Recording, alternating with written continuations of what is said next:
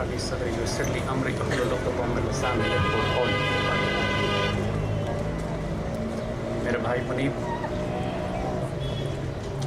ہمارے میزبان، میرے بچوں، بہنوں، السلام علیکم ورحمۃ اللہ وبرکاتہ۔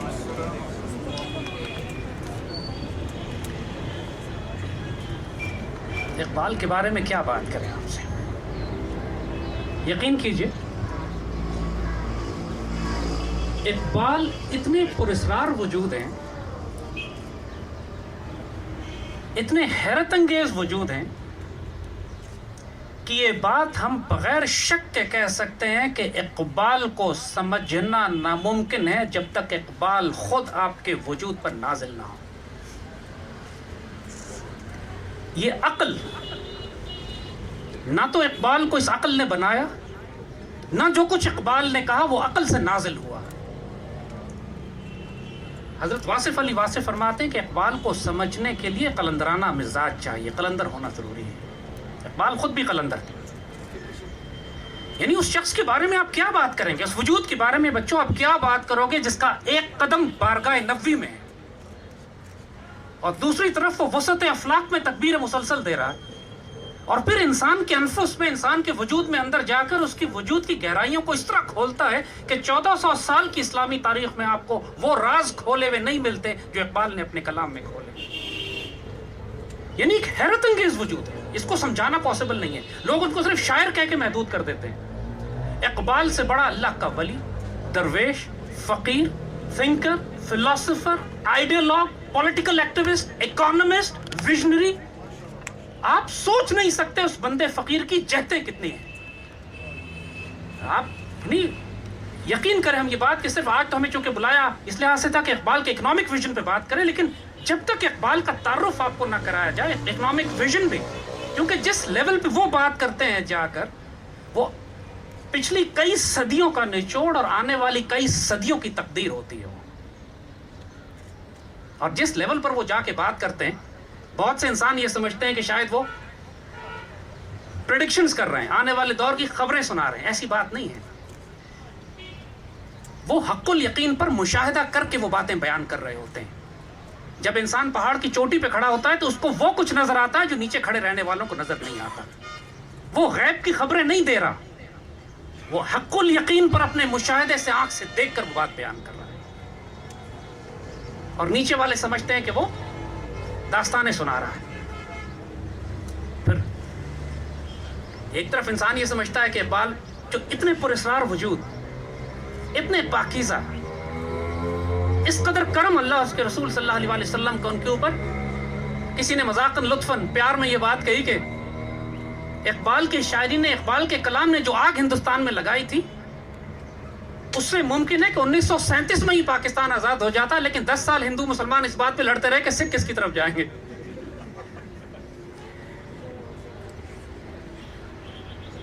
اقبال کے اندر ایک پہلو خوبصورت ان کا اور آپ کو بتائیں، so that you know that he was a human being also، انسان بھی تھے، بندے بشر بھی تھے۔ اور جب وہ اقبال ایک پراسرار وجود کا پہلو، پراسرار وجود کا تعارف آپ سے کرواتے ہیں، جو نرم دم گفتگو ہوتا ہے، گرم دم جستجو ہوتا ہے، رزم ہو یا بزم ہو، پاک دل ہو پاک باز ہوتا ہے، حلقہ یارہ ہو تو بریشم کی طرح نرم ہوتا ہے، رز و حق و باطل ہو تو فولاد ہوتا ہے۔ تو یہ اقبال نے یہ کہانیاں نہیں بیان کی، ان کی ذات میں آپ کو یہ ساری جہتیں، یہ سارے ایسپیکٹس نظر آتے ہیں۔ ایک چھوٹا سا لطیفہ، ایک لطیف بات جو کہ اقبال کی زندگی کے حوالے سے آپ کو سنا کے پھر آگے چلتے ہیں۔ کوئی تصور کر سکتا ہے کہ اقبال کی رگ ظرافت، سینس آف ہیومر کتنی ہوگی؟ ایک مرتبہ اپنی لائبریری میں کھڑے ہو کے کتابیں پڑھ رہے تھے، اب کوئی فضول وقت ضائع کرنے والا کوئی صاحب اندر داخل ہوئے اور بلا وجہ کے سوال اقبال سے، اقبال تنگ آ گئے۔ بالآخر وہ صاحب اقبال سے پوچھتے ہیں کہ آپ کیا تلاش کر رہے ہیں؟ تو اقبال تنگ تو پہلے ہی آئے ہوئے تھے، جواب دیتے ہیں کہ یا شراب کی ایک بوتل رکھی تھی وہ ڈھونڈ رہا ہوں، رات مفتی صاحب آئے تھے شاید وہ لے گئے ہوں گے، مفتی صاحب کو مروا دی۔ سینس آف ہیومر، رگ ظرافت، اس سے باتیں نکل گئی کہ اقبال شراب پیتے ہیں، مفتی صاحب بھی پیتے ہوں گے۔ معصومیت کتنی اس بندہ درویش کی، آپ سمجھے کہ ذہنی طور پہ وہ کوئی عیار مکار آدمی، استغفر اللہ، معصومیت دیکھیں کہ اقبال کا یہ اکثر اپنی چارپائی کبوتروں کے پنجرے میں لگوا دیتے سمجھ، اور ان کا خیال تھا کہ کبوتروں کے پروں کی جو ہوائیں صحت کے لیے اچھی ہوتی ہے. انوسنٹ. لیکن آن دی ادر ہینڈ جب ان پہ وہ نازل ہوتا تھا، وہ جو نازل ہوتا تھا، جس پر اقبال خود کہتے ہیں، لوگوں نے پوچھا یہ آپ کس طرح باتیں کرتے ہیں جو آپ کرتے ہیں، تو فرمایا کہ نکلی تو لب اقبال سے، نکلی تو لب اقبال سے، پر جانے کس کی ہے یہ صدا، پیغام سکوں پہنچا بھی گئی، دل محفل کا تڑپا بھی گئی. پھر اپنا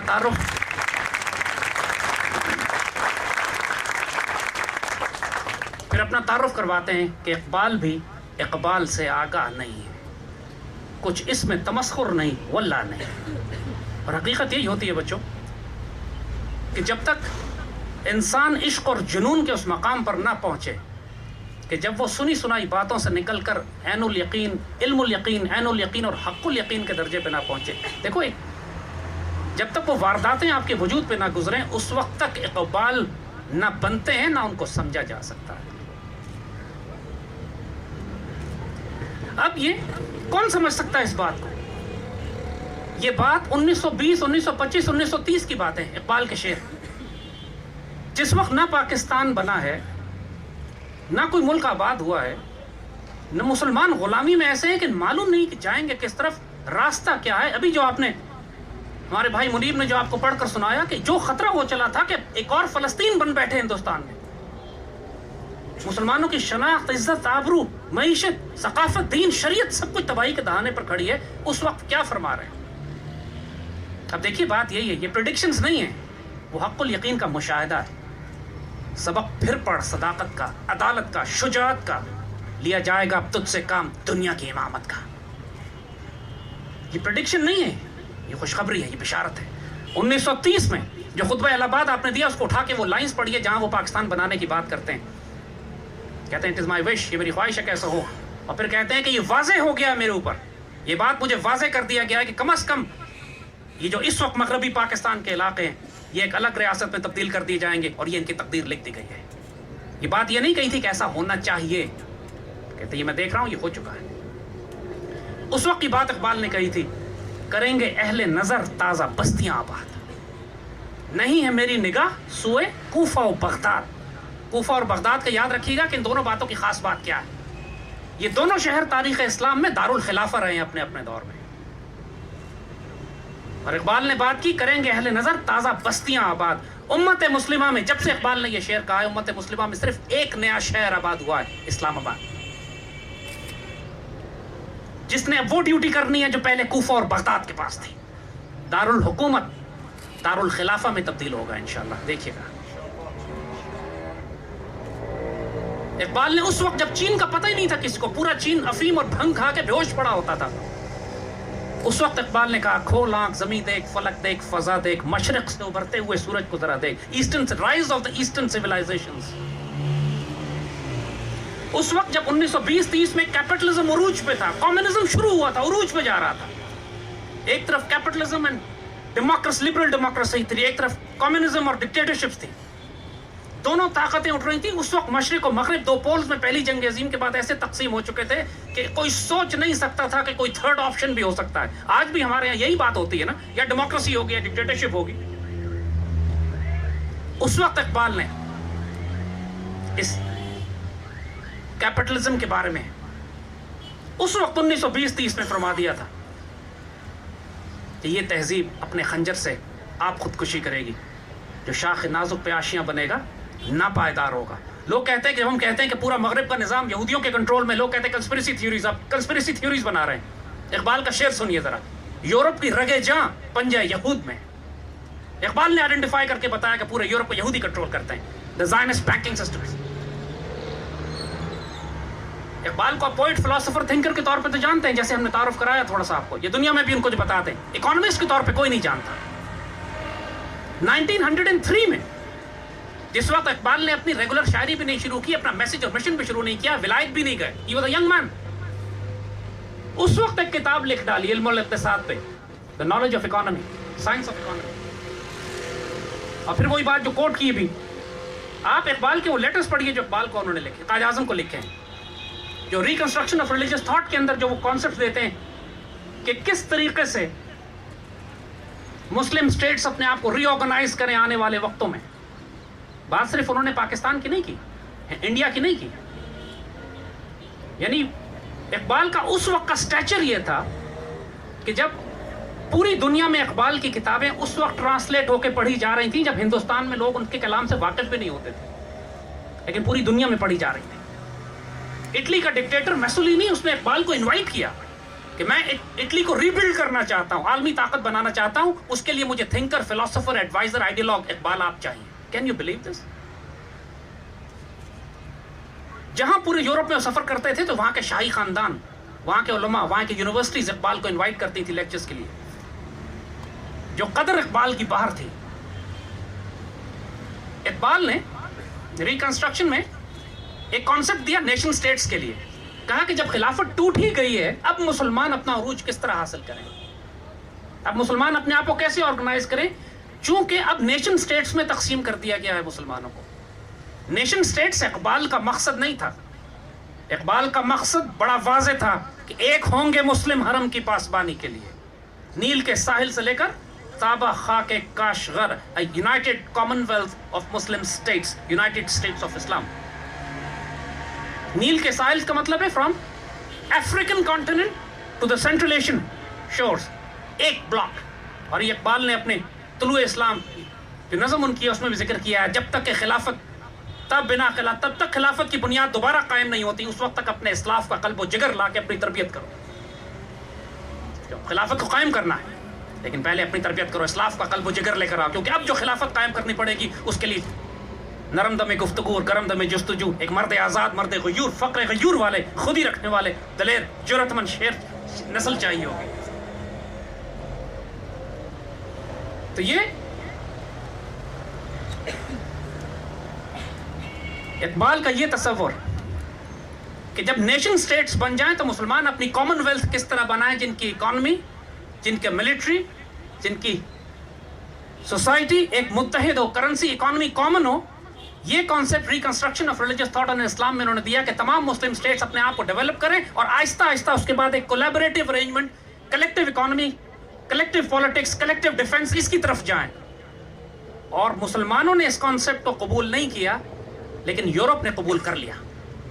سیکنڈ ورلڈ وار کے بعد جب پورا یورپ آپس میں جنگیں کر کے تقسیم ہو چکا تھا, 50 سال کے اندر اندر اسی یورپ نے اپنے آپ کو ری بلڈ کیا, ریکنسٹرکٹ کیا, collective political economic security arrangements بنائے اور یورپین یونین اور نیٹو کے نام سے, کامن کرنسی کے نام سے دنیا میں سامنے ہو کے واپس آئے. اقبال's economic concepts have built the modern world today. وہ اکنالج کریں یا نہیں کریں, ریکنسٹرکشن میں ایگزیکٹلی وہی سٹیپس لکھے ہوئے ہیں جو یورپین یونین کو تعمیر کرتے ہوئے مغرب نے آج استعمال کیے. لیکن المیہ کہاں پہ آیا؟ جو دو فیکٹرز اقبال نے بتائے تھے. ایک انہوں نے یہ بتایا تھا کہ یورپ کی رگے جہاں پنجہ یہود میں, یہ جو مرضی political economic collective security arrangements بنا لیں, جو گرپ ہے, جو گرفت ہے, جو کنٹرول ہے, وہ یہودیوں کے ہاتھ میں. اینڈ تھرو یہودی کس طرح کنٹرول کرتے ہیں؟ راسچائلڈ نے جو بات بہت پرانی کہی تھی کہ I don't care who make the laws. تم کیپٹلسٹ لاز بناؤ, کمیونسٹ لاز بناؤ, تم اسلامک لاز بناؤ, I don't care who make the laws as long as I control the money. جب تک پیسے میرے ہاتھ میں ہو, جب تک پیپر کرنسی تم استعمال کرتے رہو, جب تک بینکنگ سسٹم کے ذریعے, فالس کریڈٹ گروتھ کے ذریعے, فریکشنل ریزرو کے ذریعے ملک کی معیشت میں کنٹرول کرتا ہوں, اس وقت تک مجھے فرق نہیں پڑتا تم کون سا نظام بناتے ہو. اور یہ دیکھیے گا آپ کہ حقیقت میں پوری دنیا کو اس جھوٹ میں, اس طوفان میں, اس دجل میں, دجال کا مطلب یہی ہے نا, دھوکہ دینے والا, جھوٹ بولنے والا, ڈسیپشنز کریٹ کرنے والا, اس میں تقسیم کر دیا کہ کمیونزم سسٹم, کمیونسٹ اور کیپٹلسٹ دو الگ الگ سسٹمز ہیں. آپ مجھے بتائیے آج دیکھ کے, کیا کمیونسٹ اور کیپٹلسٹ دو الگ الگ سسٹمز ہیں؟ آن دا سرفیس یو ول سے یس. کیپٹلسٹ اکانومی میں انسان کے پاس اختیار ہوتا ہے, طاقت ہوتی ہے, اپنا پیسہ خرچ کرتا ہے. کمیونسٹ اکانومی کے اندر سینٹرلائز ہوتا ہے, سب کچھ حکومت کے پاس ہوتا ہے, لوگ صرف اپنے ویلفیئر, اپنے کلیکٹیو فارمز پہ کام کرتے ہیں. Look at the world today, communism بھی ہے, کیپٹلزم بھی ہے, 50 سال پہلے بھی تھا, آج بھی ہے, لیکن دونوں پیچھے سے جو کرنسی استعمال کر رہے ہیں وہ پیپر کرنسی ہے. دونوں کی پشت پر وہی انٹرنیشنل مانیٹری انسٹیٹیوشنز ہیں. چائنا بھی پیپر کرنسی استعمال کرتا ہے, کوئی ریئل ویلتھ بیس ماڈل پہ نہیں ہے. کیپٹلسٹ بھی پیپر کرنسی استعمال کرتا ہے. وہی بات ہے, I don't care who make the laws. Communist law بناؤ, کیپٹلسٹ لاز بناؤ, as long as I control the wealth. سب سے بڑے بینکر جو چائنا کو فائنانس کرتے ہیں وہ یہودی روتھ چائلڈ بینکرز ہیں. اور اسی وجہ سے اقبال نے اس بات کو اسی وقت کھول کے رکھ دیا تھا. You will not believe this. جائیں اٹھا کے ابلیس کی مجلس شورا پڑھ لیں. اقبال نے جو ابلیس کی مجلس شورا لکھی ہے, جس زمانے میں ڈیموکریسی کھل رہی تھی, ابلیس کے مختلف مشیر ایڈوائزرز ابلیس کے ساتھ بیٹھ کے بات کرتے ہیں کہ اب جمہوریت آ رہی ہے, اب کیا ہوگا. اور اس پر ابلیس ان کو ایڈوائز کرتا ہے, بتاتا ہے کہ جمہوریت سے ڈرنے کی تمہیں ضرورت نہیں ہے, ہم ہی نے پہنایا ہے بادشاہی کو جمہوری لباس. یہ سارا ڈرامہ ہمارا کریٹ کیا ہوا ہے. اور پھر اقبال نے اس ڈیموکریسی کو ایکسپلین کیا کہ جس کا تم چہرہ روشن سمجھتے ہو اس کا اندرون چنگیز سے تاریک تر ہے. یہ ظلم استبداد کا وہ دیو ہے جو پاؤں مارتا چلا آ رہا ہے. ڈیموکریسی کی ایسی ڈیفینیشن کہیں سنی آپ نے آج تک؟ ہماری ساری سیاسی مذہبی جماعتوں کا خدا جمہوریت ہے آج. اور جمہوریت کو اقبال ڈیفائن کرتے ہیں کہ یہ ظلم استبداد کا دیو ہے جس کا چہرہ روشن ہے, اندرون چنگیز سے تاریک تر, جس میں انسانوں کو گنا کرتے ہیں تولا نہیں کرتے. یہ وہ نظام ہے جس کے اندر اس کی رگے جاں پنجہ یہود میں. اور پھر یہ بھی بتا دیا کہ یہ نظام اپنے خنجر سے آپ خودکشی کرے گا. Now do you realize, اور اس بات کو ذہن میں رکھو کہ باتیں کی کب جا رہی ہیں.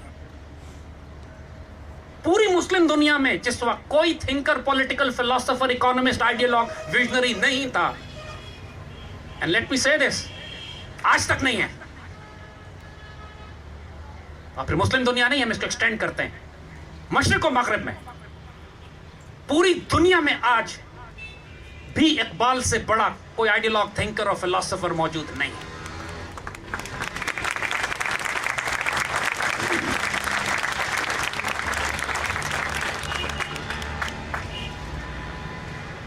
اقبال نے جب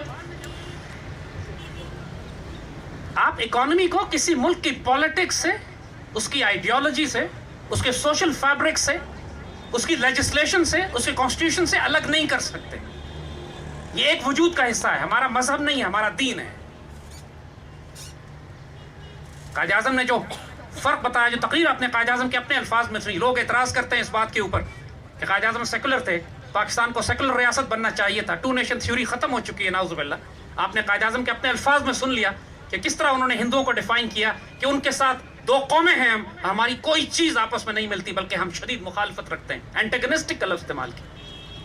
پاکستان کے لیے قائد اعظم نے لفظ بلواک آف اسلام استعمال کیا, اسلام کا قلعہ. اور پھر وہی بات جو اس سے پہلے منیب نے کہی کہ قرارداد پاکستان پاس اور پیش کرنے کے بعد جب قائد اعظم فوراً اقبال کے مزار پر آئے اور آ کے یہی بات اس وقت دہرائی کہ ہم نے وہی سب کچھ کیا ہے جس کا حکم ہمیں اقبال نے دیا تھا. اور یہ وہ قائد اعظم تھے.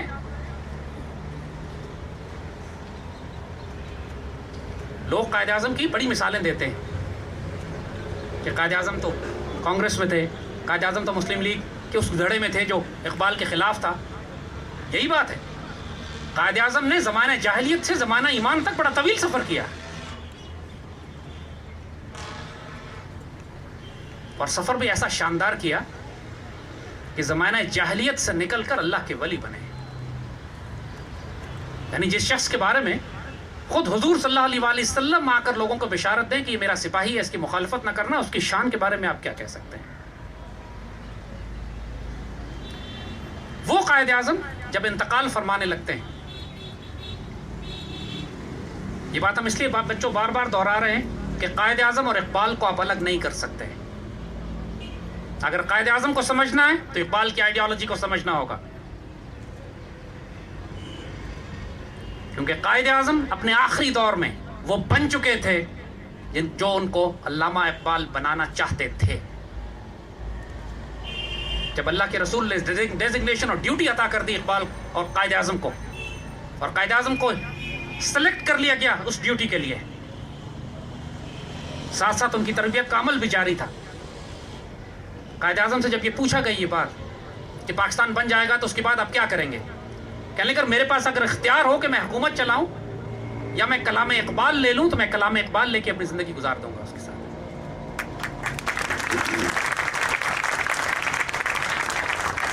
یہ وہ قائد اعظم ہے جو انتقال فرمانے سے چند ہفتے پہلے، تھوڑے عرصے کی بات ہے، یہ قائد اعظم کی آخری سرکاری نشست تھی، لاسٹ اسٹیٹ اپیرنس۔ کراچی میں اسٹیٹ بینک آف پاکستان کا افتتاح ہو رہا تھا، کراچی میں اسٹیٹ بینک آف پاکستان کا افتتاح تھا، قائد اعظم اس کے افتتاح کے لیے گئے۔ اور آپ لوگ چونکہ بزنس اسٹوڈنٹس ہیں، ہم آپ لوگوں کو ریکمینڈ کریں گے وہ تقریر ذرا نکال کر پڑھیے۔ قائد اعظم فرماتے ہیں، اس میں ہمیں چھوٹا سا ایکسٹریکٹ آپ کو سناتے ہیں کم و بیش۔ قائد اعظم اس میں فرماتے ہیں کہ مغرب کے اکنامک سسٹم نے، یعنی جو کیپٹلسٹ اکنامک سسٹم جو تمہیں نظر آ رہا ہے اس وقت جو پوری دنیا میں رائج ہے، اس اکنامک سسٹم نے انسانوں کو تباہی کے دہانے پر لا کے کھڑا کر دیا ہے۔ یہ قائد اعظم کے الفاظ ہیں۔ لاکھوں کروڑوں انسان جنگوں میں ہلاک ہو چکے ہیں، اور اب کوئی معجزہ ہی انسانیت کو مکمل تباہی سے بچا سکتا ہے۔ Can you believe this? یہ قائد اعظم کے الفاظ ہیں۔ Only a miracle can save humanity. اور پھر قائد اعظم فرماتے ہیں کہ انسانیت کی فلاح اب صرف اس میں ہے کہ وہ اسلام اور قرآن و سنت کے بتائے ہوئے اسلامک پرنسپلز کو، جس کے اندر مساوات ہے، جس میں عدل ہے، جس کے اندر انصاف ہے، اس نظام کو انسان اس کو قبول کرے۔ اور پھر Quaid Azam state bank of Pakistan کے گورنر کو مخاطب کر کے کہتے ہیں کہ میں اس ادارے کو بڑے غور سے دیکھوں گا، اس کی ریسرچ کو، ریسرچ آرگنائزیشن کا لفظ استعمال کیا۔ اسٹیٹ بینک کا مقصد یہی تھا کہ پاکستان کے اندر ایک اسلامک اکنامک سسٹم بنانے کے لیے ایک ریسرچ آرگنائزیشن ہو جو اس ماڈرن بینکنگ سسٹم جس کی بنیاد سود اور ربا سے ہے، اس سے ہٹا کر ایک اسلامی معاشرہ کیسے تشکیل دیا جائے، اور میں اس ریسرچ کو بڑے غور سے دیکھوں گا۔ قائد اعظم کا انتقال ہوا، ہم نے اس کے ساتھ اپنی تمام وہ روحانی اساس بھی دفن کر دی قائد اعظم کے ساتھ، جس کے اوپر ہم نے پاکستان بنایا تھا۔ یہ جو قائد اعظم اور اقبال کا ویژن تھا، صرف ایک آخری ہمیں جو چمک نظر آتی ہے، desperate last desperate attempt Quaid Azam کے ساتھیوں کی کہ پاکستان کی سمت متعین کر دیں، وہ 1949 میں جب قرارداد مقاصد آبجیکٹیو ریزولوشن پاس کی جاتی، سردار عبدالرب نشتر، لیاقت علی خان، علامہ شبیر احمد عثمانی، اور ہماری پہلی لیجسلیٹو اسمبلی۔ اس وقت مارشل لاء تو نہیں لگا ہوا تھا نا، اس وقت کوئی ڈکٹیٹرشپ اور ڈیموکریسی کا جھگڑا تو نہیں تھا، کوئی اس طرح آوارہ اور آزاد میڈیا نہیں تھا، کوئی ملک میں فرقہ وارانہ فساد نہیں تھا، کوئی ملائیت نہیں تھی، کوئی لبرل سیکولرزم نہیں تھا۔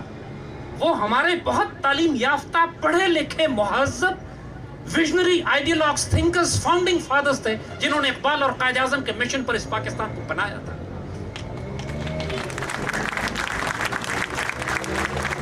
اور یہاں پہ ہم آپ کو بچوں کہیں گے کہ دوسری تقریر نکال کے پڑھیے گا۔ لیاقت علی خان نے جو پاکستان کی قرارداد مقاصد پیش کرتے ہوئے جو تقریر کی ہے، اس کو انٹرنیٹ پہ سرچ کریں، اس کو نکالیں، ذرا اس کو پڑھیں، آپ کے وجود کے رونگٹے کھڑے ہو جائیں۔ لیاقت علی خان نے یعنی کیا ماسٹر پیسز تھے وہ لوگ، جو ان میں کیریکٹر تھا، جو ان میں ویژن تھا، جو ان میں پیشن تھا، جو ایموشن تھے، جو جذبات ان کے اندر ابل رہے تھے اس وقت، ایکسائٹمنٹ لیول آپ محسوس کر سکتے ہیں لیاقت علی خان کی اس قرارداد مقاصد کو پیش کرتے ہوئے۔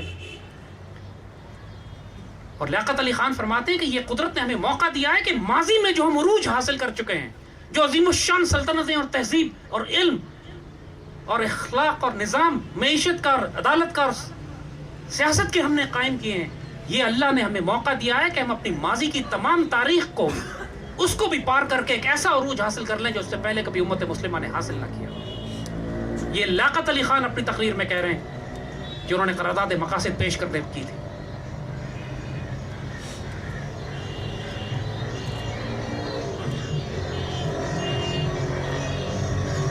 اللہم صلی اللہ، 2 منٹ رکوں بیٹا، اذان ہو جائے پھر مل کنٹینیو انشاءاللہ۔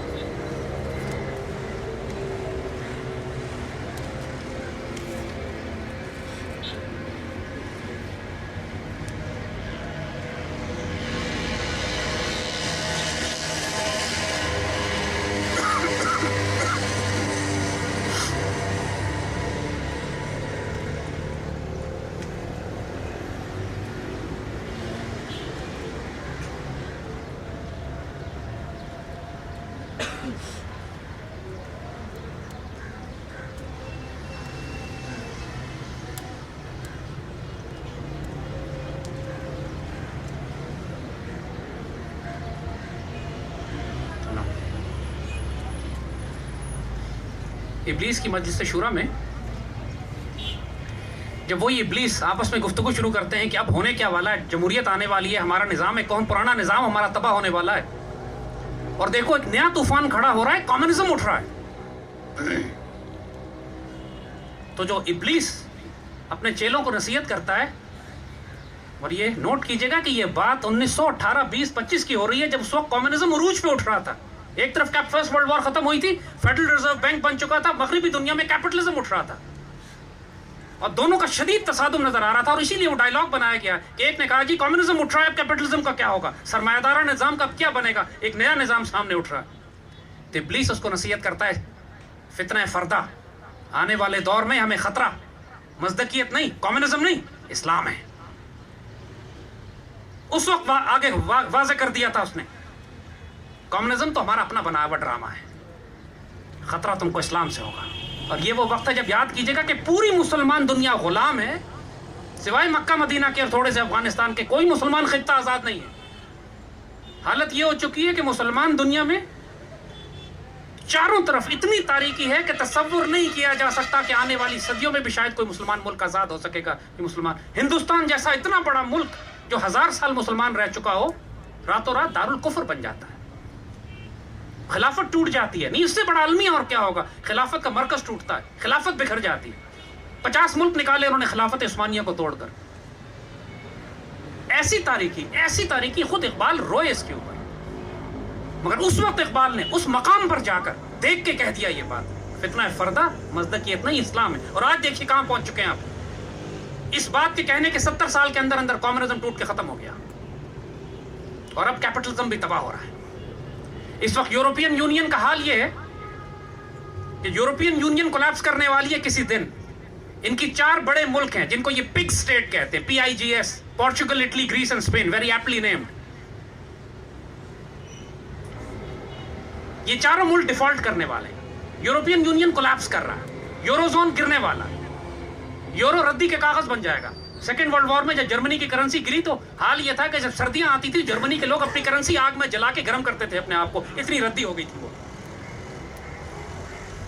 تھوڑے دنوں میں یہ حال اب ڈالر اور یورو کا بھی ہونے والا ہے. ڈالر کا کولیپس ایمیننٹ ہے، انہوں نے آلریڈی ایک آلٹرنیٹ کرنسی بنا لی ہے ایمیرو کے نام سے. یہ تہذیب اپنے خنجر سے خودکشی کر چکی ہے. جو شاخ نازک پہ آشیاں بنے گا نہ پائیدار ہوگا. اب now this where the real challenge is. اب کیا کریں؟ کیا آپ انتظار کریں گے اس بات کا کہ مغرب آپ کو ایک نیا اکنامک ماڈل دے، یا this is the time where Iqbal becomes relevant, this is the time where you become relevant. آج پوری دنیا میں جب سو کالڈ اسی سود اور کفر کے نظام کے اندر انہوں نے منی لینڈنگ کے بجائے پروفٹ اینڈ لاس شیئرنگ شروع کر دی، جس کو اسلامک بینکنگ کہتے ہیں. آج پوری دنیا کے ویسٹرن بینکس اس بات کو اکنالج کرتے ہیں کہ profit and loss sharing is more profitable than money lending. اور ایز اے ریزلٹ تمام سودی بینکوں نے، مغرب کے بینکوں نے اسلامک بینکنگ کے نام سے کاؤنٹرز کھول دیے اپنے. یہ صرف مسلمانوں کو اٹریکٹ کرنے کے لیے نہیں ہے، ان کا اپنا اکنامک سسٹم کولیپس ہو چکا ہے کہ اب وہ ڈائریکٹ لینڈنگ نہیں کرنا چاہتے، they want profit and loss sharing. ہمارے یہاں ہمیشہ سے یہ تھا. جتنے بھی آپ کو اس وقت اکنامک ماڈلز مل رہے ہیں جو اسلامک بینکنگ کے نام پر بھی آتے ہیں، ان میں ایک کیچ ہے، ایک دھوکہ ہے، اس کو سمجھ لیجیے اچھی طریقے سے. بڑے بڑے مفتی حضرات نے فتوے دے دیے ہیں کہ یہ بینکنگ اسلامک ہے، حلال ہے، شریعہ کمپلائنٹ ہے. اس دھوکے میں مت آئیے گا. آپ اگر آٹے میں شراب ڈال کے روٹی بنائیں تو وہ روٹی حلال نہیں ہو جاتی، حالانکہ آٹا اور روٹی دونوں حلال ہیں. انگریڈینٹس کیا ہیں؟ اکنامک سسٹم کا فنڈامنٹل انگریڈینٹ ہے currency. Are you using fake paper currency, the fiat currency جس کو اکنامکس کی زبان میں کہتے ہیں، اور are you using the real wealth, gold and silver. جب تک آپ real wealth base model design نہیں کریں گے، اس وقت تک تمام سو کالڈ اسلامک بینکنگ حرام، ناجائز، غیر اسلامی رہے گی. اگر صرف سود کے نہ ہونے سے ہی بینکنگ اسلامی ہو جاتی ہے، پھر کرنٹ اکاؤنٹ میں کیا پرابلم تھی؟ کرنٹ اکاؤنٹ میں تو سود نہیں ہوتا، اسی میں اکاؤنٹ کھول لیجئے، سارا اسلامی ہو جائے گا. پھر what is the issue? The issue is the fundamental instrument جو راسچائلڈ نے کہا تھا, I don't care who make the laws as long as I control the wealth, gold and silver. اور اس وقت دنیا میں یہ چیلنج آپ لوگوں کے لیے ہے. دیکھیے یہ چیلنج اللہ کا کرنا ہے, اللہ جس سے چاہے کام لے. مسلمان دنیا مین لینڈ یہاں پر ہے, لیکن اس چیلنج کو سب سے پہلے قبول کیا ملیشیا کے مسلمانوں نے. ملیشیا کی ایک ریاست کلانتان ہے, ایک صوبہ ہے کلانتان. اس صوبے میں تاجروں نے فیصلہ کیا کہ ہم ملیشین رنگٹ, ڈالر, یورو استعمال نہیں کریں گے, ہم سونے اور چاندی کا سکہ استعمال کریں گے. پوری دنیا میں کوہرام مچ گیا. ملیشین سینٹرل بینک نے انٹروین کر دیا اس کے اوپر کہ کیسے ہو سکتا ہے. اسٹیٹ بینک کے لاز ہیں کہ آپ صرف پیپر کرنسی رنگٹ یوز کریں گے. پوری ریاست اسٹرائک پہ چلی گئی. دکانداروں نے کرنسی استعمال کرنے سے انکار کر دیا کہ جب ہم راضی ہیں, ہم استعمال کر رہے ہیں, آپ کو کیا پرابلم ہے. Malaysia is ringgit. Kelantan is the only state in the world جہاں پہ اس وقت گولڈ اینڈ سلور کرنسی چل رہی ہے. دکاندار وہاں پیپر کرنسی ایکسپٹ نہیں کرتے. اور پوری دنیا کی گلوبل اکنامک سسٹم سے اس خبر کو بلیک آؤٹ کیا ہوا ہے. ان کو بند کر کے رکھا ہوا ہے, جس طرح ایک کسی پلیگ کی بیماری والے کو آئسولیشن وارڈ میں رکھ دیتے ہیں, کہیں بیماری پھیل نہ جائے کہیں. آج پوری دنیا میں تمام بڑی بڑی economies, India, China, Germany, Japan, یہ پیپر کرنسی ڈمپ کر رہے ہیں, گولڈ خرید رہے ہیں, ریئل ویلتھ میں ایسٹس بلڈ کر رہے ہیں. یہ بیوقوف صرف عوام الناس کو بناتے ہیں کہ تم کاغذ کا نوٹ استعمال کرو, سونا ہمیں دے دو. This is where the real challenge is for a Muslim economist. جب اقبال نے بات کی ایک ایسا اکنامک سسٹم جو نہ کیپٹلسٹ ہو, نہ کمیونسٹ ہو, نہ مزدکیت ہو, نہ سوشلزم ہو, نہ سرمایہ داری ہو. جب ایک پولیٹیکل ماڈل کی بات کی جو نہ ڈیموکریٹک ہو, نہ ڈکٹیٹرشپس ہو. جب آپ نے اسپرچول ڈیموکریسی اور بینوولنٹ ڈکٹیٹرشپ کی بات کی, یہ کانسیپٹ ہیں جو آج کل کے پولیٹیکل فلاسفرز کو سمجھ ہی نہیں آتے, آ سکتے نہیں, کیونکہ یہ غلام لوگ ہیں. ان کے تعلیمی نظام میں غلام رکھا گیا ان کو, کہ کبھی یہ مرد آزاد نہ بن سکیں. مرد آزاد کی ڈیفینیشن ہی یہی ہے کہ وہ کفر کے دیے ہوئے نظام کو رد کر کے اللہ کا دیا ہوا نظام قبول بھی کرتا ہے, نافذ بھی کرتا ہے. تو میرے بچوں, تم لوگ سب یہاں پر بزنس اسٹوڈنٹس ہو. آنے والے وقتوں میں جو بھی اکانومی کنٹرول کرے گا وہ قوموں کی تقدیر کنٹرول کرے گا. اس کی مثال ہم تمہیں قرآن سے سورہ یوسف کے حوالے سے دیتے ہیں. حضرت یوسف علیہ السلام ایک فرعون کے معاشرے میں رہتے ہیں. مصر کا بادشاہ فرعون تھا نا, عزیز مصر کہیں, فرعون کہیں, جو بھی نام دے دیں اس کو. کفر کا نظام تھا, بادشاہ کا نظام تھا. یوسف علیہ السلام تو جیل میں تھے, مسلمان تو کوئی نہیں تھا وہاں پہ. جب بادشاہ نے وہ خواب دیکھا, وہ سارا واقعہ آپ کو معلوم ہے, 7 گائے والی موٹی گائے, پتلی گائے, قحط آنے والا ہے 7 سال کا. اس کو سمجھ نہیں آیا اس کا مطلب کیا ہے. اس نے خواب کی تعبیر پوچھی. کسی نے کہا وہ ایک بہت نیک آدمی جیل میں ہے. بادشاہ نے کہا ان کو لے کر آؤ. یوسف علیہ السلام کو لایا گیا. انہوں نے خواب کی تعبیر بتائی کہ 7 سال ایک قحط آنے والا ہے, اس کے بعد 7 سال تمہارے پاس خوشحالی کے آئیں گے. جو قحط کا وقت ہے اس میں اپنی اکانومی, اپنی گندم, اپنا غلہ سنبھال کے رکھے نا, کام آئے گا. بادشاہ اتنا متاثر ہوا تو کہتا میں آپ کو ایک جاب آفر کرنا چاہتا ہوں, میں کام دیتا ہوں آپ کو. تو اس پر یوسف علیہ السلام جب کہا کہ اب چوائس کوئی نہیں ہے, بادشاہ مجبور کر رہا ہے, تو آپ نے بادشاہ سے کہا کہ مجھے خزائن الارض دے دو, زمین کے خزانے میرے حوالے کر دو. یہ آج کی زبان میں minister for finance, agriculture, mineral and natural resources. خزائن الارض یہی ہے نا, زمین کے خزانے. اور پھر حضرت یوسف علیہ السلام نے جو اکنامک پالیسیز بنائی, اب قرآن نے جو تھوڑا بہت ایکسپلین کیا ہے اس کو, لیکن آپ اس کو ریبلڈ کر سکتے ہیں آج کل کی ماڈرن ٹائمس میں, کہ آپ نے فوڈ پروڈکشن بڑھائی ہوگی, آپ نے غلے کا سٹوریج بڑھایا ہوگا, فوڈ سیکیورٹی ڈیولپ کی. نتیجہ یہ ہوا کہ جب وہ قحط کے 7 سال آئے تو صرف مصر میں ہی نہیں بلکہ مصر سے باہر کے تمام خطے کو مصر غلہ سپلائی کیا کرتا. یہ بات قرآن میں لکھی ہے. اور یہ سب کس طرح ہوا؟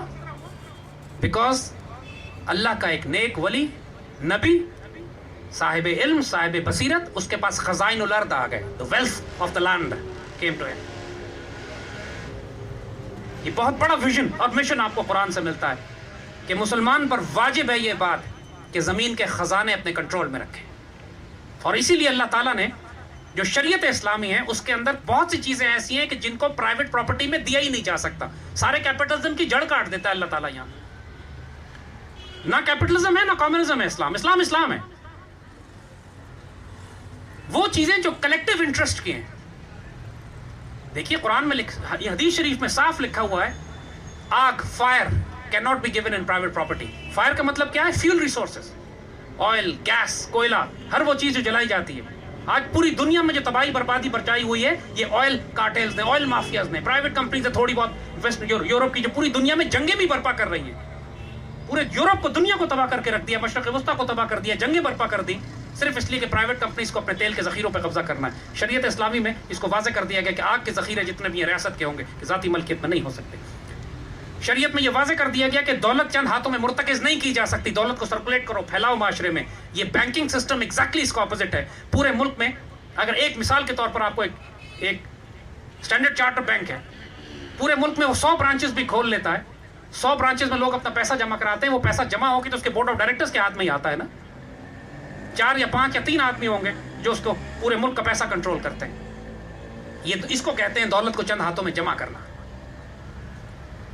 दौलत को चंद हाथों में जमा करना सिर्फ 2 सेठ नहीं है कि सेठ जमा हो गए. आजकल दौलत जमा होती है थ्रू दी बैंकिंग सिस्टम. तो एक लम्हे के लिए जरा सोचो तो सही, जरा गौर तो करो कि अल्लाह ताला ने कुरान पाक में बहुत सारी सजाएं सुनाई हैं. किसी को कहा अज़ाबुन अलीम, दर्दनाक अज़ाब मिलेगा, किसी को अज़ाबुन शदीद, बहुत सारी बातें कही. लेकिन सिर्फ 2 ऐसे ग्रोह हैं जिनके खिलाफ अल्लाह ने ऐलान जंग कर दिया.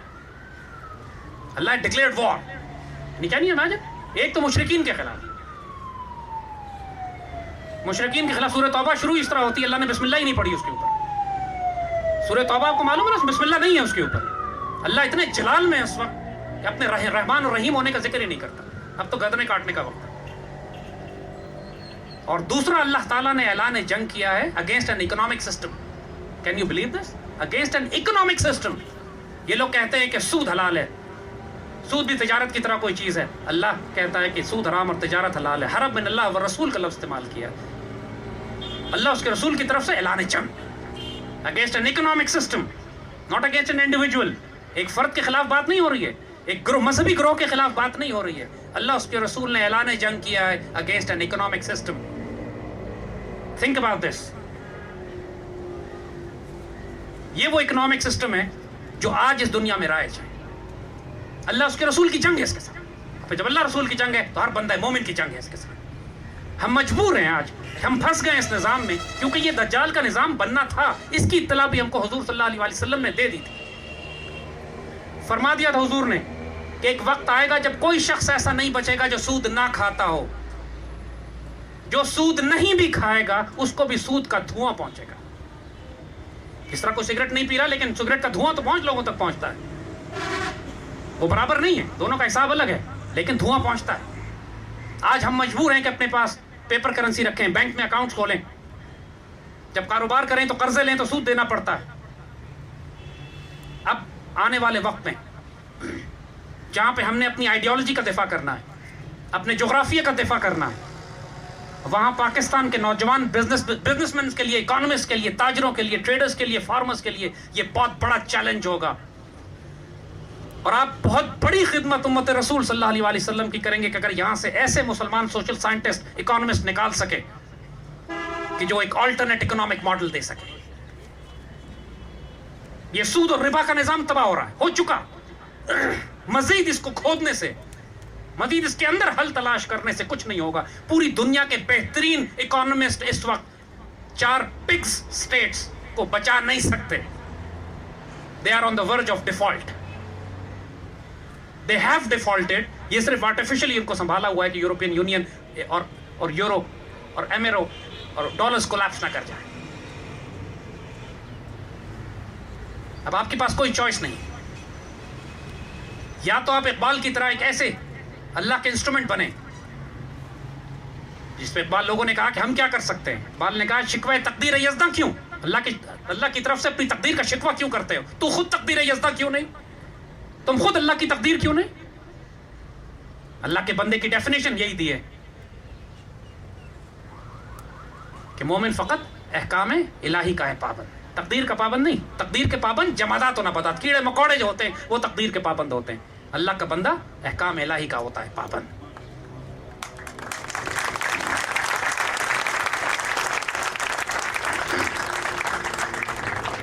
मेरे बच्चों, this is your real challenge now.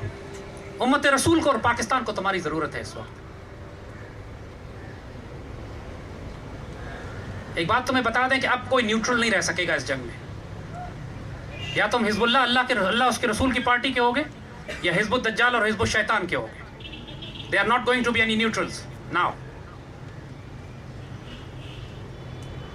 یا تم اس کفر کے نظام کا حصہ بن جاؤ گے, اس کو ایکسیپٹ کر لو گے, اڈاپٹ کر لو گے, اس میں گم ہو جاؤ گے, ملٹی نیشنلز میں نوکریاں تلاش کر لو گے اور اس پہ راضی ہو جاؤ گے, یا پھر اس کفر کے نظام میں پھنسے ہونے کے باوجود تم ایک مسلمان اکنامک ماڈل بنانے کی کوشش میں جدوجہد میں شریک رہو گے. کم از کم بیداری تو پھیلاؤ, کم از کم اس بات پیغام کو تو آگے تک پہنچاؤ, اذان تو دو. دیکھو جماعت کے لیے, نماز کے لیے کتنے لوگ آتے ہیں, وہ اللہ کا کام ہے, تمہارا کام اذان دینا ہے. اس کفر کے نظام پہ راضی نہیں ہو جانا. اللہ اس کے رسول کی جنگ ہے اس سے, اور اللہ اس کے رسول کی جنگ ہے تو اللہ کے بندوں کی بھی جنگ ہے. مرد آزاد کی ڈیفینیشن ہی یہی ہے. یہ خطرے کا معاملہ, یہ آسان کام نہیں ہے, لیکن پھر مرد آزاد کی ڈیفینیشن ہی اقبال یہ دیتے ہیں کہ تیرے آزاد بندوں کی نہ یہ دنیا نہ وہ دنیا, یہاں مرنے کی پابندی وہاں جینے کی پابندی.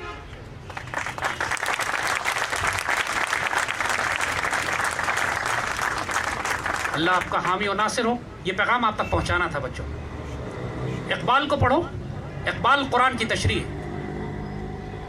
اقبال کے بغیر اگر کوئی یہ سمجھتا ہے کہ آنے والے دور میں امت مسلمہ کے عروج کا حصہ بنے گا تو یہ اس کی غلط فہمی ہے. اللہ نے جو چیز لکھ دی ہے وہ ہو کے رہنی ہے.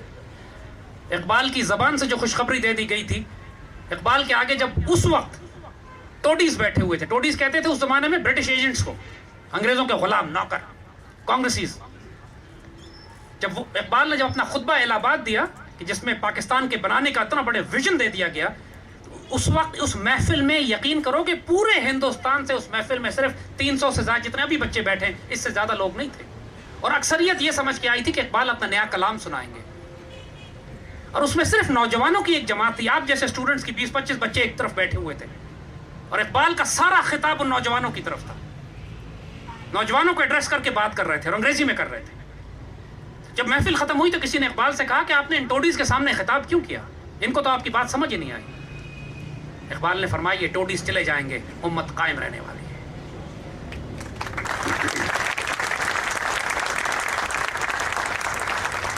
میرے بچوں, اور ساتھ اقبال ایک دوسری خوشخبری بھی دے گئے تھے کہ اس امت کی آئندہ آنے والی نسلیں, دیکھیں اپنی نسل کی بات نہیں کی, فرمایا اس امت کی آئندہ آنے والی نسلیں میری مٹھی میں ہیں. آپ لوگ اقبال کی مٹھی میں ہو, چاہو یا نہ چاہو.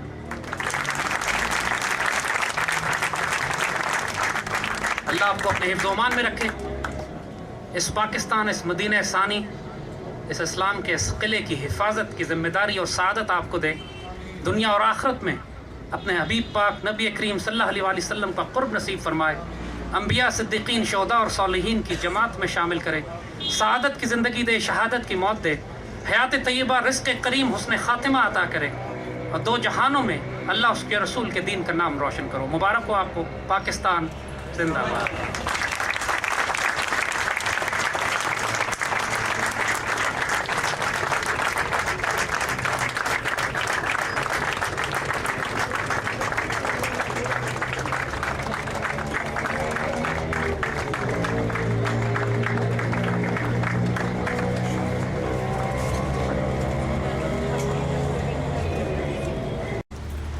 آپ لوگوں کے لیے حضرت علامہ اقبال رحمۃ اللہ علیہ نے ایک نظم لکھی, وہ آپ کو سنانا چاہوں گا.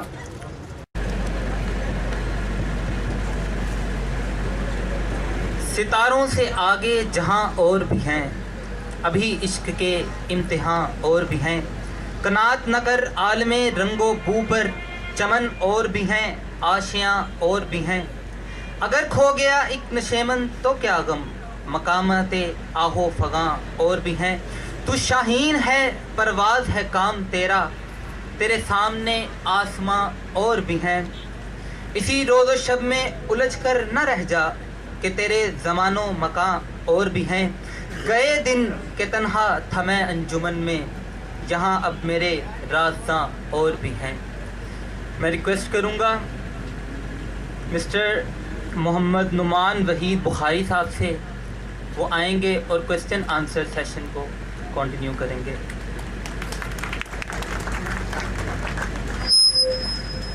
تھینک یو جی، السلام علیکم رحمۃ اللہ. کوشچنس آئی گیس ہم نے پہلے لکھنے کے لیے دے دیے تھے، تو اس کی وجہ سے شاید ہمارے جو کوشچنس آئے ہیں وہ ریپڈ، ان کے آنسر آلریڈی ہو چکے ہیں ہمیں کافی حد تک. لیکن ایک سوال ایسا ہے کہ جو سب سے آخر میں ہمارے پاس آیا لیکن سب سے زیادہ ویلڈ کوشچن آج وہ لگ رہا ہے. شروع کرتے ہیں زاہد صاحب سے ہم کوشچنس کو. کوشچن ہے کہ رزق کی تلاش نے ہمیں خوف میں مبتلا کر رکھا ہے. اس عالم میں اسلاف کا قلب و جگر کہاں سے ملتا ہے؟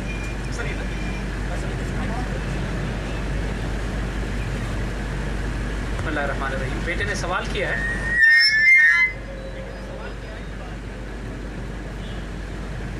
بسم اللہ الرحمن الرحیم. بیٹے نے سوال کیا ہے کہ رزق کے خوف نے ہم کو کمزور بنا دیا ہے، ایسے میں ہم اپنے اسلاف کا قلب و جگر کیسے لے کر آئیں؟ بیٹا ایک بات یاد رکھنا، اقبال نے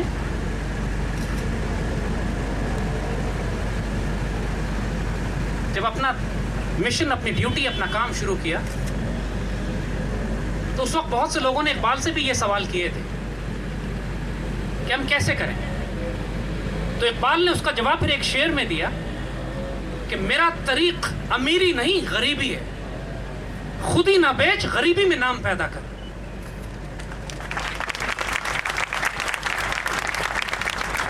اور پھر اس رزق سے موت اچھی جس رزق سے آتی ہو پرواز میں کوتاہی. بیٹا بات یہ ہے کہ جب بھی آپ، اقبال کے سامنے بھی حال یہ تھا اقبال کا کہ بہت تنگ دست ہوا کرتے تھے. وکیل تھے، بیرسٹری تھی، پڑھ کر آئے ہوئے تھے، کیسز لیتے تھے، لیکن جب دیکھا کہ 2 کیس مل گئے، مہینے کا خرچہ میرا چل جائے گا، اس کے بعد تیسرا چوتھا کیس آیا واپس ہی کر دیا کہ ضرورت نہیں مجھے کرنے، گزارا کر لیا. ایک دفعہ بہت تنگ دستی ہو گئی تو کسی نواب نے اقبال کو توفتاً کچھ پیسے بھیجوا دیے. اقبال کو جب یہ خبر ملی کہ میری غربت پہ ترس کھا کے یہ پیسے بھیجے گئے تو آپ نے باقاعدہ نظم اس پہ لکھی، واپس کر دیا اور کہا کہ غیرت فقیر قبول نہ کر سکی اس تحفے کو، فقیر کی غیرت قبول نہ کر سکی اس تحفے کو جو غربت پہ ترس کھا کے بھیجا گیا.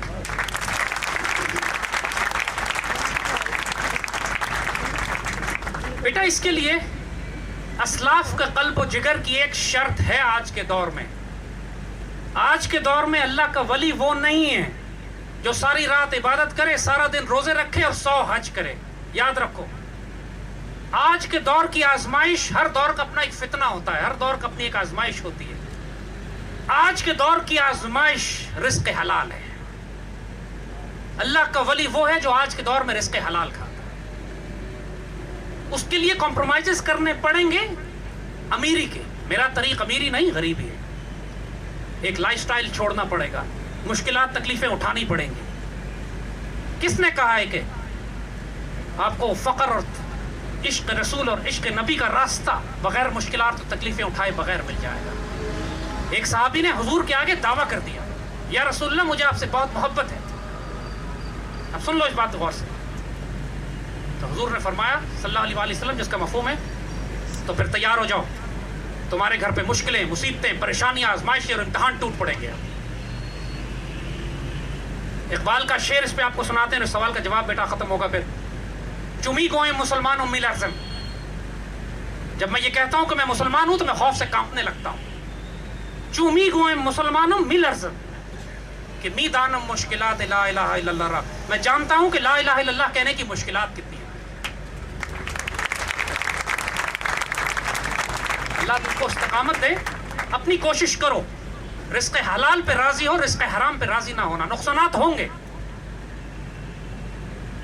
نوکریوں میں پہنچو گے، حرام کھانے کے ہر جگہ موقع ہیں.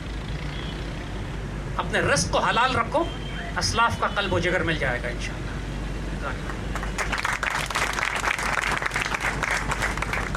زاہد صاحب سے دوسرا کوشچن ہے کہ پاکستان بنانے کا جو مقصد ہمارے 2 عظیم قائد ہیں علامہ اقبال اور قائد اعظم محمد علی جناح کا تھا، وہ آج تک کیوں پورا نہیں ہوا اور آج کے دور میں کیسے پورا ہو سکتا ہے؟ رہنمائی فرمائیں. بیٹا پاکستان کی تعمیر ہوئی ہے، پاکستان کی تکمیل ہوتی ہے، اس میں کوئی شبہ نہیں. اب مشن ہی یہی ہے. ایک نسل نے پاکستان بنایا تھا، اس کے بعد 3 نسلیں بیچ میں ضائع ہو گئی. لیکن اس کا مطلب یہ نہیں ہے کہ ہمارا مشن ختم ہو گیا یا ہم پاکستان ضائع کر دیں یا 50 لاکھ شہداء کے سائے میں 2.5 लाख बेटियां जो हिंदुस्तान हम छोड़ कर आए हैं, इस रास्ते में कटवाई अपनी इज्जत और आबरू उन्होंने, हम उनको भुला बैठे और उस मिशन को तर्क कर दे जिसका वादा हमने अल्लाह उसके रसूल से किया था। नहीं, ऐसा नहीं हो सकता। पाकिस्तान की हमने तामीर की है, इसकी तकमील करनी है, इसमें खिलाफत राशिदा का निज़ाम कायम करना है। और यकीन करो कि अब ये होने वाला है। अल्लाह ताला सिर्फ अपने सिपाही तलाश कर रहा है, वो मर्द गयूर फ़क्र आज़ाद, वो जुनैदी और अर्शेरी, वो खुद ही निगाह बुलंद सुखन दिल नवाज नस्ल तैयार की जा रही है और तलाश की जा रही है कि जिनके ज़रिए अल्लाह इस अजीम तरीन मकसद को करवाएगा। अल्लाह अपना काम रिस्क हराम में पले हुए नापाक और पलीत लोगों से नहीं करवाएगा। अपने आप को तैयार करो, इकबाल को जिंदा करना है। हमें अपनी आइडियोलॉजी, अपनी आइडेंटिटी, हमारी आइडियोलॉजी सब्ज़ गुंबद है, हमारी आइडेंटिटी सब्ज़ हिलाली परचम है। हमने इन दोनों को अपने सीने से लगा के रखना है, जो मर्जी कीमत देनी पड़े इसके लिए तय किया।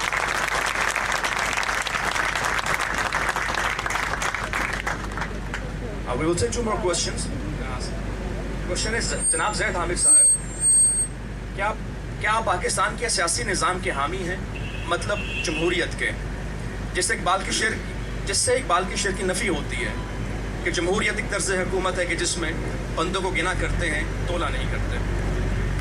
बेटा, ये हमने बात इल्म लेक्चर में ये बात कही थी कि इकबाल ने जमहूरियत की धज्जियां उड़ा के रख दी और हम भी जमहूरियत को जूते की ठोकर पे रखते हैं।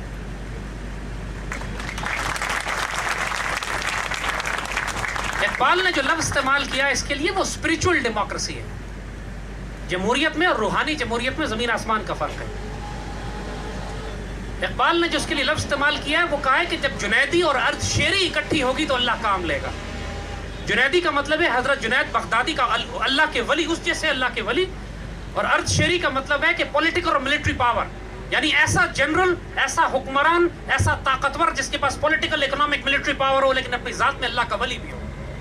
जब तक कि वो ना हो जिसको दूसरे साहिब नज़र लोगों ने बेनोवलेंट डिक्टेटर भी कहा है, जिसको तीसरे अल्फाज में खिलाफत राशिदा भी कहते हैं।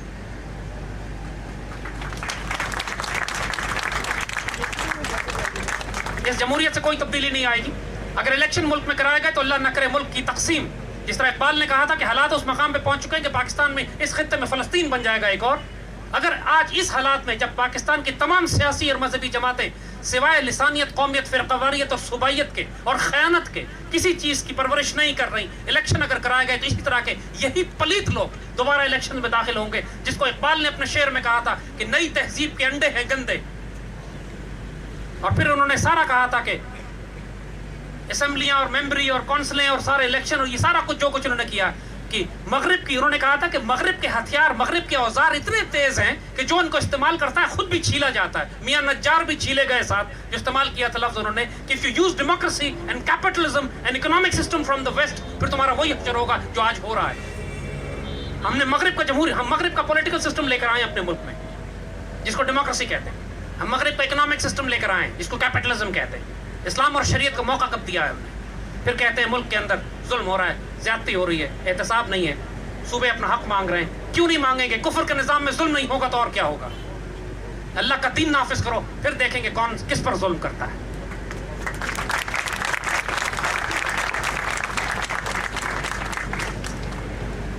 क्वेश्चंस बहुत है हमारे पास, लेकिन we are taking some selective questions. बस 5 मिनट और बेटा, 5 मिनट के अंदर जितने सवालों का हम जवाब दे सके। तो एक क्वेश्चन है कि क्या आप, अच्छा ये क्वेश्चन हो गया। At this time now as a nation what should we do for our Pakistan to make it कायद का पाकिस्तान? बेटा, सबसे पहली बात, इकबाल ने बहुत खूबसूरत की नसीहत की थी, यकीन पैदा कर गाफिल के मगलूब गुमा तू है। यकीन पैदा करो कि तुम्हारे अंदर शक पैदा हो गया।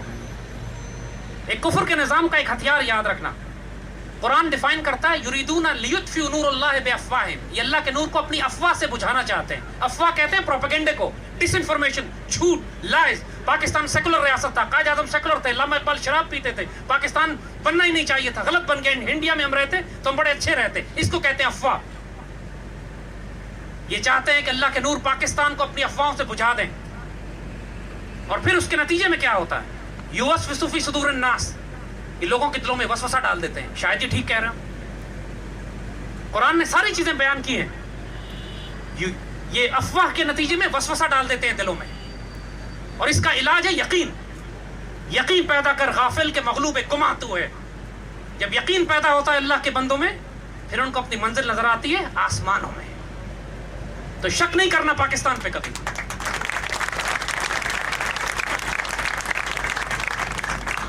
قدرت اللہ شہاب حلیم رحیم نرم دل اللہ کے ولی و درویش. ممتاز مفتی لکھتے ہیں کہ میں نے اتنا وقت ان کے ساتھ گزارا. قدرت اللہ تو اتنے معصوم اور بے ضرر تھے کہ پریزیڈنٹ ایوب خان کے پرسنل سیکرٹری تھے. یعنی اشفاق صاحب لکھتے ہیں کہ وہ اتنے بڑے افسر تھے کہ ان کے پاس صرف صدر مملکت تھے، مملکت کی حدود ختم ہو جاتی تھی. تو ایک جلسے میں اسی طرح صدر نے الگ آنا تھا اور شہاب صاحب الگ آ رہے تھے. تو شہاب صاحب بیچارے جب آئے تو پولیس والے نے ان کو اتنی معصومیت سے اکیلے چلتے ہوئے آئے کہ پولیس والے نے روک دیا کہ صدر گزر رہا ہے، اب رک جائیں. اور انہوں نے اپنا تعارف بھی نہیں کرایا اور اکیلے درخت کے نیچے کھڑے ہو گئے ہاتھ باندھ کے بیچارے معصومیت سے. جب ایوب خان گزرے تو ان کو وہاں پہ دیکھا تو کہا Shahab what are you doing, come here. Police والے کی جان نکلی کہ میں کس کو روک کے بیٹھا ہوا تھا. یہ شہاب صاحب مفتی فرماتے ہیں ایک مرتبہ ایک آدمی مہاجر پاکستان بننے کے بعد کی بات ہے، مہاجر بڑی تکلیف میں تھے تو شہاب صاحب جو کر سکتے تھے ان کے لیے کر رہے تھے. تو ایک مہاجر نے آ کر پاکستان کو گالیاں دینی شروع کر دی کہ فضول میں پاکستان بنا، انڈیا میں تو ہم خوش تھے، خیر سے تھے، ایسی پاکستان ہم دھوکے میں آ گئے، قائد اعظم نے جھوٹ بولا، بلا وجہ اپنے آپ کو قربان کیا، ہم پاکستان پہنچے. شہاب صاحب سرخ ہو گئے، جلال میں آ گئے اور اس کو اپنے کمرے سے دفع کر کے نکال دیا کہ آئندہ تمہاری شکل نہ دیکھا مرمت میں اڑا کے رکھ دوں گا. پاکستان کو گالی کوئی اللہ کا ولی برداشت نہیں کرتا. میرے بچوں، پاکستان کو گالی برداشت نہ کرنا جس طرح اپنی ماں کو گالی برداشت نہیں کرتے، پاکستان کو گالی برداشت نہ کرنا.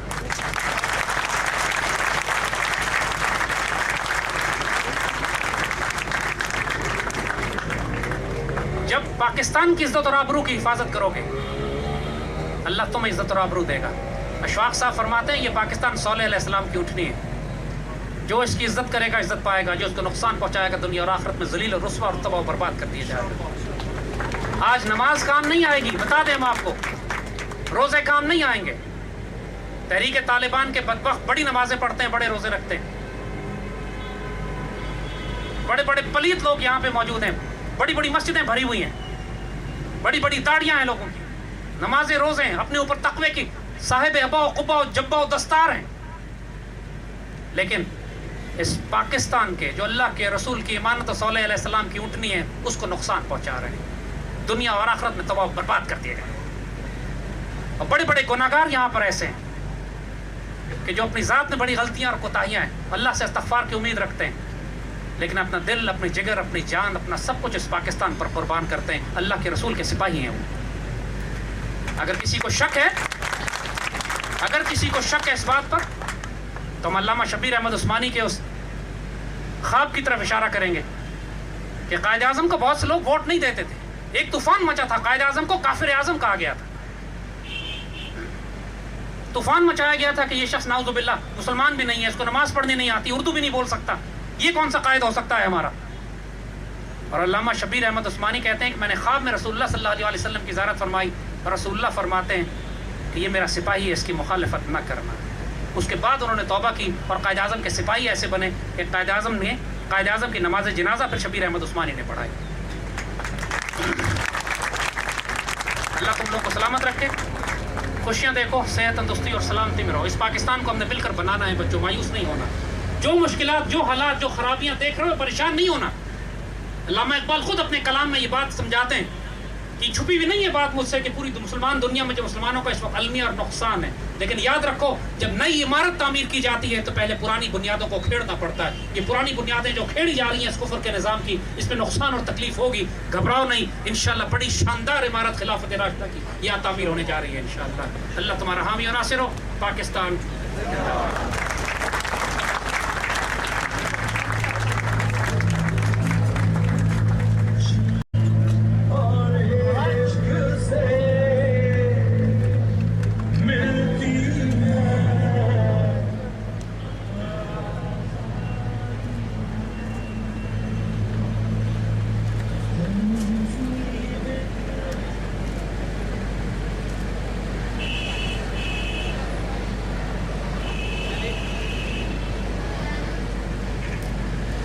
بچوں قومی ترانہ ابھی ہو رہا ہے، اس کے بعد آپ سے درخواست ہے کہ اپنی جگہ سے ہلیے گا نہیں، اپنی جگہ کھڑے رہیے گا جب تک ہم نہ کہیں.